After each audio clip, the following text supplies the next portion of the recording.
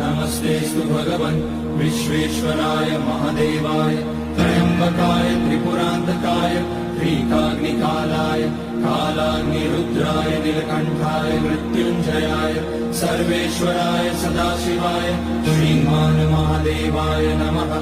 ॐ नमः शम्भवाय च मयोभवाय च नमः शङ्कराय च मयस्कराय च नमः शिवाय च शिवतराय च।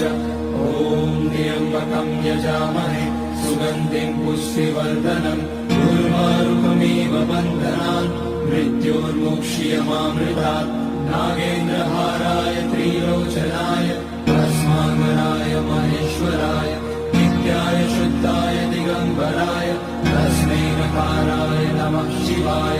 मन्दाकिनी सलिलचन्दन चर्चिताय नन्दीश्वर प्रमथनाथ महेश्वराय